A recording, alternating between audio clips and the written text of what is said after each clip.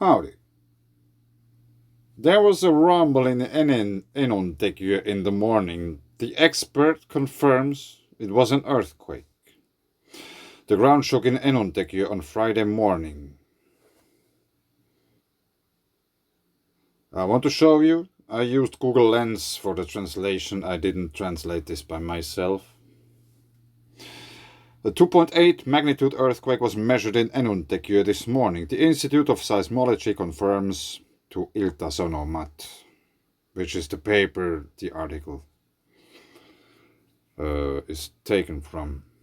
Tuija Luhta, a seismologist at the Institute of Seismology at the University of Helsinki, says that the earthquake was the largest earthquake measured in Finland in 4 years.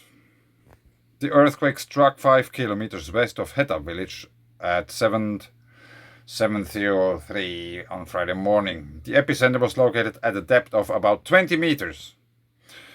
Yes, it might be 20 kilometers, but anyway, we'll come back to this later. The earthquake lasted for about 10 seconds. Many have described it as a thunderclap. They have gone out and then nothing has been heard anymore. Luhta tells about the citizen observations heard from Enontekiö. According to Luhta, some kind of vibration may have been felt from the earthquake. In addition, the structures may have rattled or the dishes may have rattled. However, a 2.8 magnitude earthquake is very small on global scale. There should be little danger to people or buildings from an earthquake of this size. They are more interesting natural phenomena. According to Luhta, there is a lot of tension in Earth's crust due to the movements of continental plates and more local factors, such as uplift after the Ice Age. Yeah, they think so. At some point, the tension exceeds the endurance of the Earth's crust, and an earthquake can occur in Finland as well. According to Luhta, the earthquake was reasonably large by Finnish standards, but not exceptionally large. In 2017, a 3.3 magnitude earthquake was measured in the Baltic Sea region, and in 2016, a 4.1 magnitude earthquake occurred between Finland and Sweden. So they were obviously in the sea, not on land. But these things don't happen every year, Luhta states. So maybe we have to take a look at that. Here it is. I noticed earlier another quake, which is also interesting. Now let's just zoom in.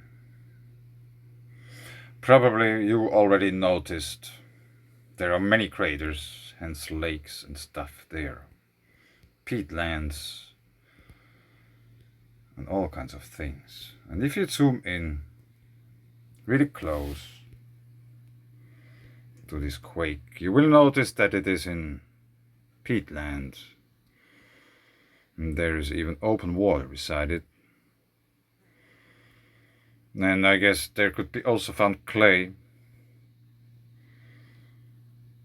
And there are many of these. Thousands. Many of those have been growing over. They're not really visible. But I think they are all fed from below. They are part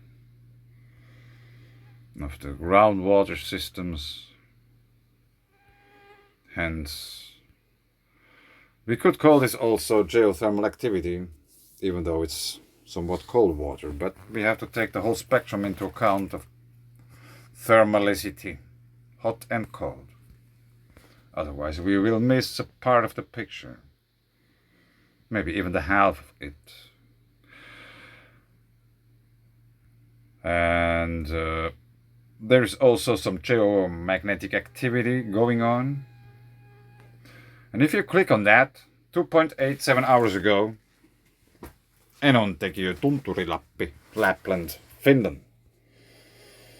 One user report, depth under the epicenter, 25 kilometers, which is very deep, for this kind of place where we are. I find this really interesting. There is so much stuff there. There are many mining operations and all kind of other things going on there. And yeah, there could be made many videos just about the region. There's another quake beside it, which happened a bit earlier, obviously. 7 hours, 11 hours. 0 kilometers in depth, as always. They never tell us. Norsar. For whatever reason, they won't tell us the depth. And there has been here at Lake Laduga also a quake. When did it happen? Already yesterday. No depth. So maybe you have to check this out too.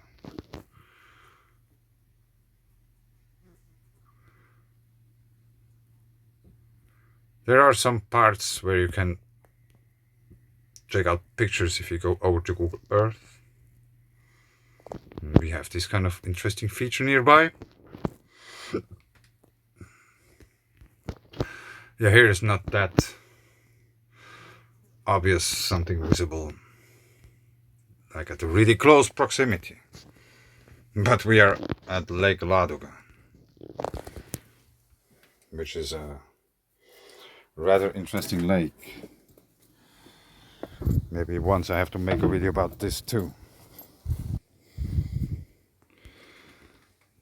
So maybe how to put it, in a funny way, they are all very nicely connected. There's the coarse magnetic anomaly, then we have the surface conductivity anomaly. Maybe I have to take the picture out of that. So this is the map I was talking about, the surface conductivity anomaly, which is from the European Planet Observation System EPOS. And if you zoom in here, we are in this region with the quake.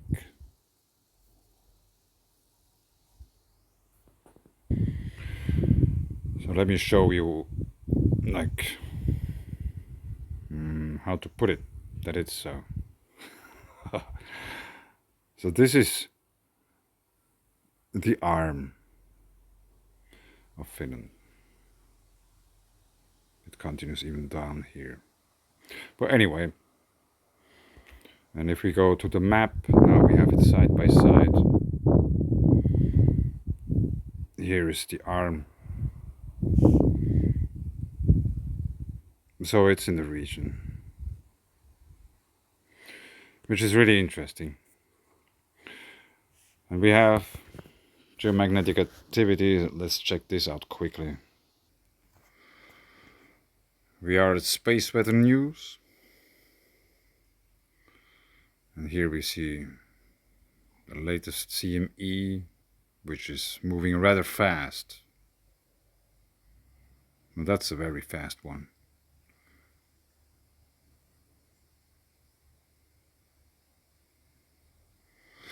Well, anyway, if we take a look at this, there is action going on. It's, you know.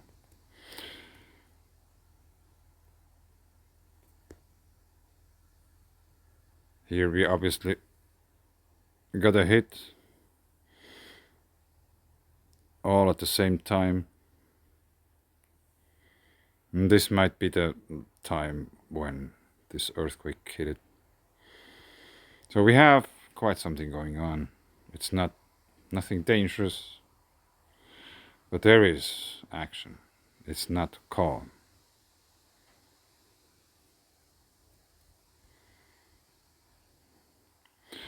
And since we are in the north, not quite much in the North Arctic Ocean, we are also under the influence of the Birkeland Currents, I just use now my paper because then I don't have to search too long for those things I mean.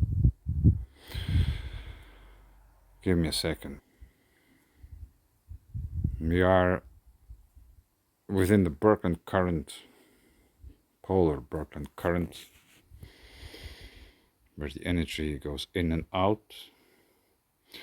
And if we check out here, the same region, precious metals.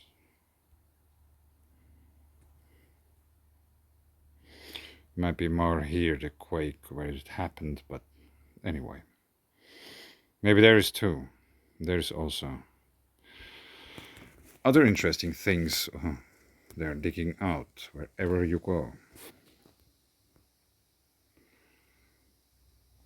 So it's very interesting to have this kind of quake here in Finland. It made it even in the news.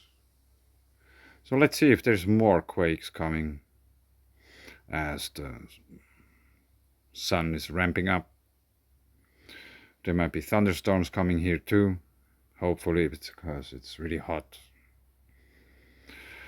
But I leave it here. Just wanted to report about the quake in Finland. Thanks.